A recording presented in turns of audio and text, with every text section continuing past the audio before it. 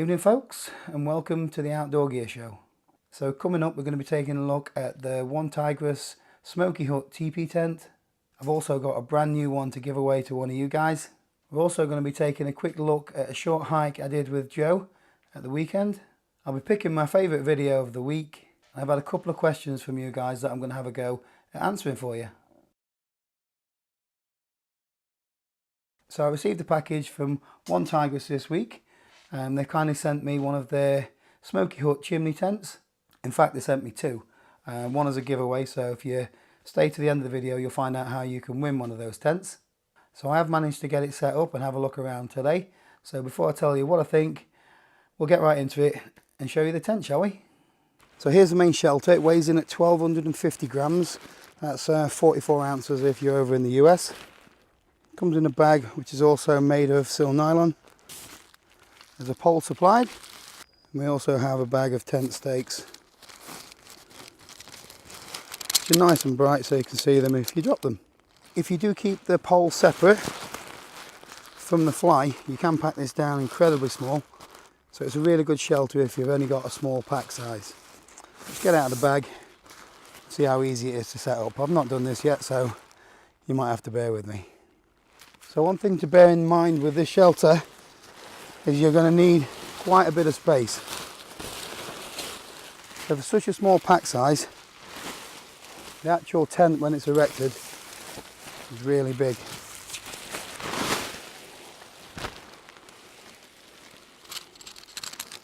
I'm simply just going to stake out these corners .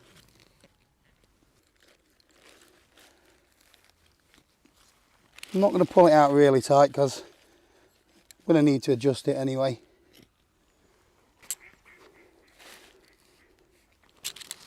This should give me a decent starting point. Take it out the cling film. So the poles have got some kind of bungee cord in them, so you can't really fail really. And as you can see, the tent's almost going to be as tall as I am. So the tent actually stands 5'2". So I believe it's just a question of unzipping this fly and just taking the pole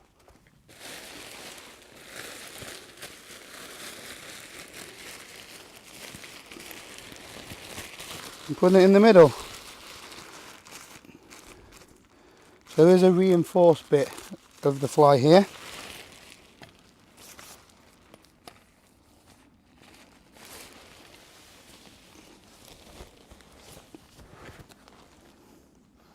So that's not bad for first time.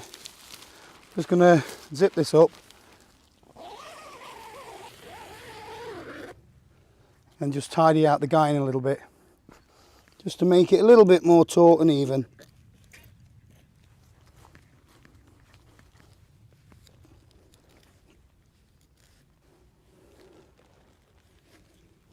So let's have a quick look round, shall we? So I'll start with the zipper. So it's got a waterproof YKK zipper, which goes the full length of the tent. I can't believe how big it is for such a small pack size. See the tie out points with little bungees on here. It does come with tie out points as well, so you can make it even more secure. So in the tent bag, it only comes with 4 of these, but 4 guy lines should be enough. But if you want to make it even more secure, just get an extra couple. You can also see there's venting on both sides.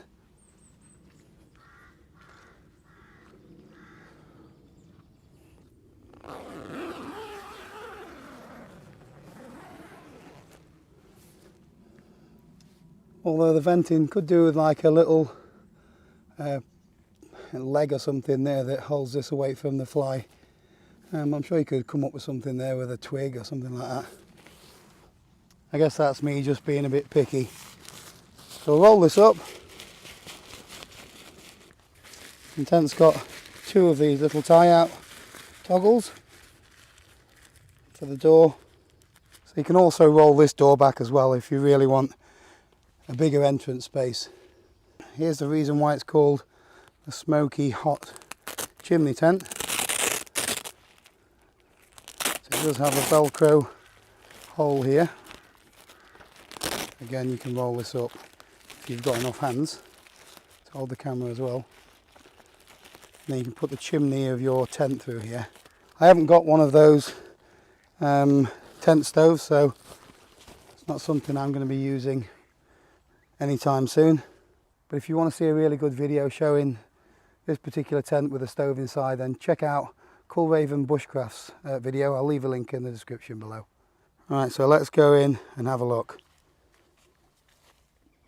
This is huge.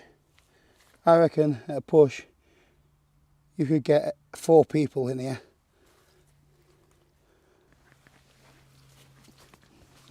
Or you could get your little table, chairs. You could probably get a fishing bed in here. There's absolutely loads of space. So there's the vents from the inside. There's some ventilation at the bottom as well, so although there will be some condensation, you should be able to control it. So here's the door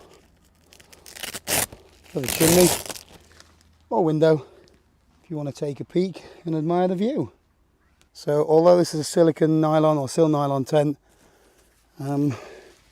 it does appear that the seams are taped, so therefore it must be polyurethane inside, which is not quite as durable, but it's a cheaper way of manufacturing sil nylon. But for the price and the size of this shelter, I don't think anybody could complain. There's a loop on top also, so you could get a bit of paracord and throw it over the top of a branch, so you get away without using the pole if you wanted to. Here's a closer look at that YKK zipper. You see it's a waterproof zip.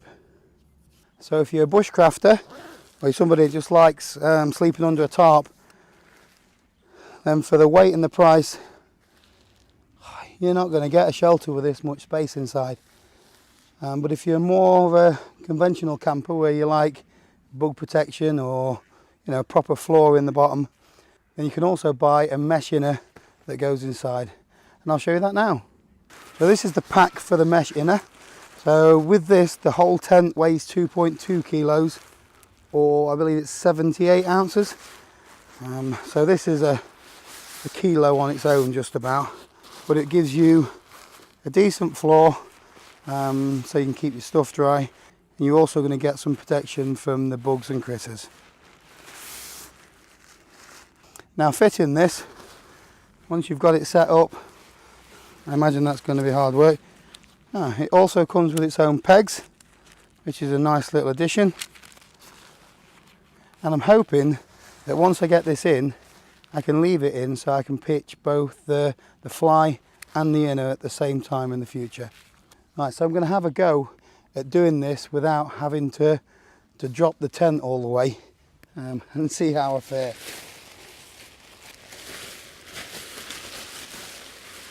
So the first thing I've got to do is align the door to the mesh, to the door of the outer fly. So the inner mesh tent has these little toggles which fit on these little eyelets, which are here, just like so. We'll do the same on this one. Oops, pops out if you're not careful. There we go. So to make things easier, at this point, I'm going to try take down the pole, insert it into the centre of this, and then back into the centre of the tent. So wish me luck. So that'll lower the tent, as you can see.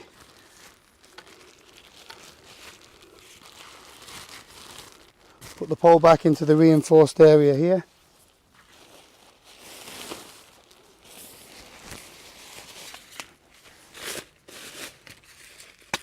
So it's not pretty and it's not there yet. As you can see, there's a reinforced area there in the base of the tent as well, on the ground sheet. So the tent's getting really dirty already, so I'm going to take my shoes off.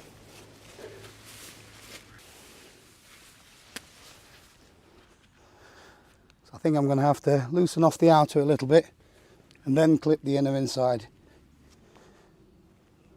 So loosen that off. Find the bit from the inner, put the toggle through the eyelet.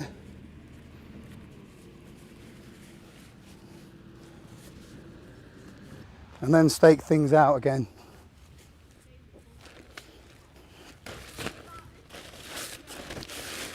Bit of a ball ache this, although it might be easier next time around when everything's staked together.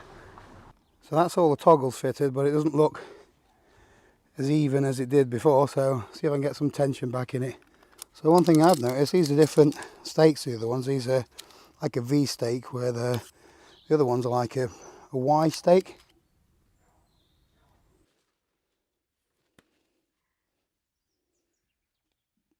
So in order to get some kind of tension, I've had to stake it out to these loops rather than the bungees. I'm quite happy with how that looks. There's a little bit of sag there on this door, but because I want to be opening it, I haven't pulled this one out.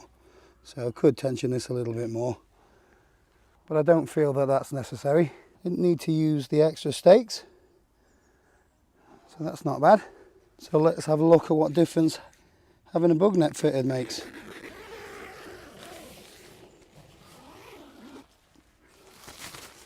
Roll this up again. Let's take a look, shall we? So the mesh inner,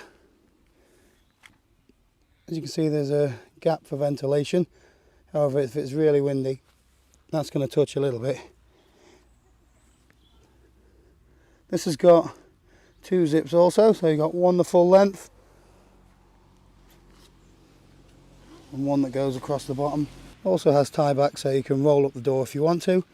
Let's take a look from inside. So now you can see just how much space is in here. So obviously with the mesh inner tent inside, you can't use this as a chimney tent because there's no vent hole there. Absolutely loads of room inside. This is like it's a party tent really. Definitely more than I would need, but for the weight of the shelter, why wouldn't you have more space? You can see how much space there is around the outside from the mesh and the outer. It's reinforced corners and a reinforced base here, and the top's got reinforcing. It looks like there's waterproofing at the very top as well. I really like it. So it's got reflective little tapes here, so you should be able to pick the tent up in the dark with your flashlight. There's one of those also on the top. So the floor isn't the thickest material in the world, so if you're on hard abrasive ground or something with sharp twigs and stuff, this may potentially puncture. So yes, overall the OneTigris or OneTigris, a smoky hut chimney tent, I really like it. It does have one little flaw that I'm not a huge fan of though, and that's the meshing that they've used. They haven't used no seam meshing for this. The mesh they've used is a cheaper variety. And as you can probably see there, the holes in it are quite big. So it will stop a lot of the critters and beetles and spiders and things like that. But some of the smaller bugs like midges that we get here in the UK, they're just going to get through there. So in Scotland, in midge season, I still think you're going to get eaten alive with this mesh tent. But overall, I think OneTigris has done a really good job of this. And for the price, I think it's a really good bit of kit. So as you've seen in the previous clips, the Smoky Hut chimney tent, it's a really big tent for the pack size. So it packs down really small, weighs virtually nothing, and I'm really impressed with the quality of the outer shell. It's retailing on their website at the moment for $139. You can also pick them up on Amazon for about £125. But OneTigris have kindly given me a discount code, which I'll drop in the description below. So if you want to use that, order from their website, you'll get maybe, is it 10 or 15% off? I can't remember exactly. But check the description and find out how much discount you're going to get. So as I mentioned in the early clip, I'm not a huge fan of the inner tent. It's definitely better than having no mesh at all, but the holes are a little bit big to stop UK midges, so it's not something that I'm going to use regularly, to be honest. Probably better off using a sleeping bag with an integrated mesh on it or a head net. So for me, it's probably only going to be the outer tent that I use frequently. I've not had a chance to try it with a stove because I, well, basically I haven't got one. So, but you will need to do something around the window to make sure that the chimney doesn't touch the sides at all. The video that I linked below, I mentioned earlier, from Kullcraven Bushcraft, he's made like some kind of silicon plate that stops the tent from touching the sides of the chimney flue. But I have seen other things manufactured from a bit of sheet of metal plate or cages, things like that. You're going to have to do some research if that's something that you plan on doing. So as I said earlier, OneTigris have given me another tent to give away to one of you guys. So all you need to do is, I'll put a link in the description below. Click on the link, you need to put in your name and your email address, and the winner will be announced in the last show of the month. So that's a really great prize with a value of about £200. So a big thank you to OneTigris for donating another tent. I do also recommend you check out the OneTigris website. At the moment they've got a promotion going. It's called the OneTigris Adventure Map. So if you post some of your trips that you've been on, so if you've been out camping, post some pictures on there and you're going to be in with a chance of winning $500 and a smoky hut chimney tent. So they have got other prizes as well for other tents and cash, so it's well worth checking out. But you need to get in pretty soon because I think that promotion ends on the 29th of November. So I regularly get asked in my comments if I'm going to post the locations that I've been to. Do I have any GPX files that I could upload so you can download to your sat navs so you can follow the tracks that I've been on. So at the weekend I went for a short hike. It was only 4.5 miles. First time that we've been to 3 Shires Head. So it's where Staffordshire, Cheshire and Derbyshire, they all meet in one location. There's a couple of beautiful waterfalls there. It's a really idyllic place, so it's well worth a visit. Started off down at Clough House car park. The incline to get up to 3 Shires Head, it's not too bad at all, so it's not like you're climbing up any steep mountains or anything. So it's a nice leisurely 4.5 miles round trip. So again, I'll drop a link below for anybody that wants to check out that route and have a look at the 3 Shires Head Walk. So I also thought, as part of the show, I'd like to share with you some of the videos that I like to watch. Most of them are outdoor related. One or two of them are related to filmmaking. Just try and hone my skills in a little bit when it comes to making videos. And this one that I'm going to share with you today, it epitomises both of those really.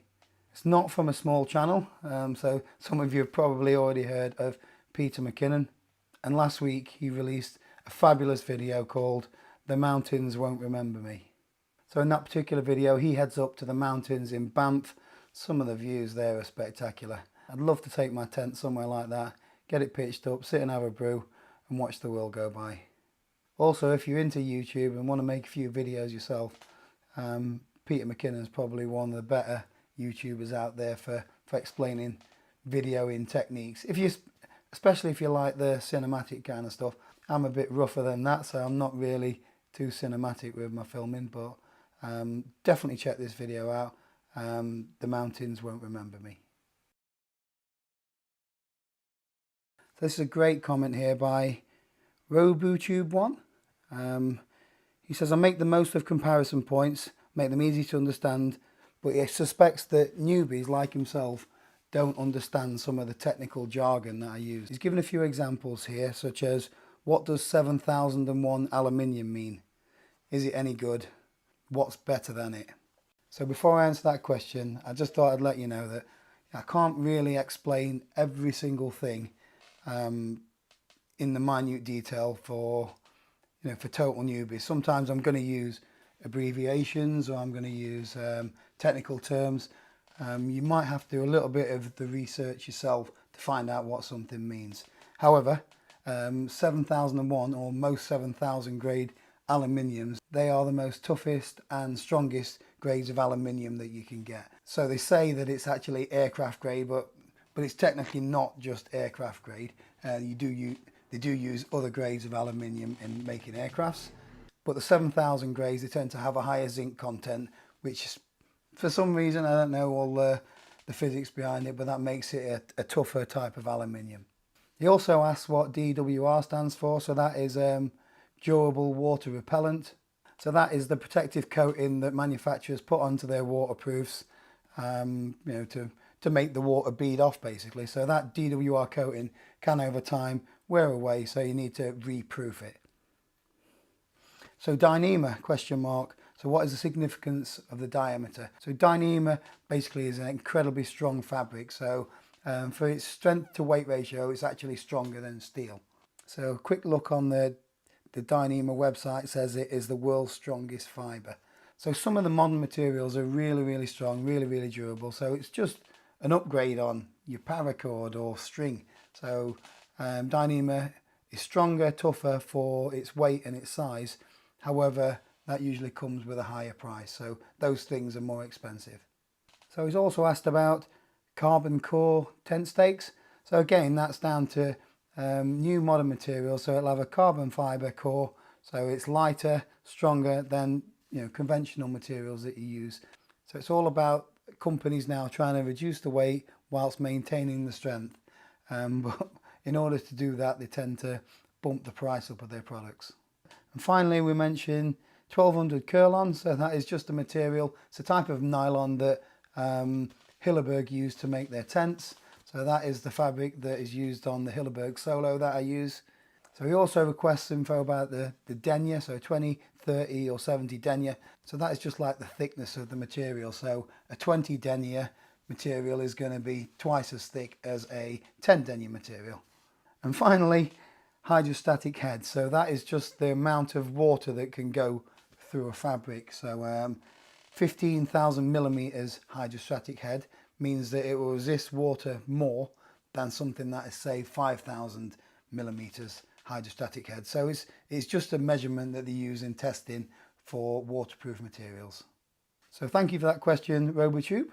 Hope you found the answers useful. So that's about it for this week's show, folks. Thank you for tuning in. So if you've got any questions for me, I'd be really happy if you'd put them in the comments below. And if you've got any constructive feedback on today's show, I'd appreciate that too. So don't forget to check out the links below where I've got the OneTigris tent giveaway, and I've also got a sleeping bag giveaway for Patreon members. So fingers crossed I'll be out camping at the weekend, but I will be back next Wednesday with another show. So I'll see you at 7:30 next week. Thanks for watching. See you soon.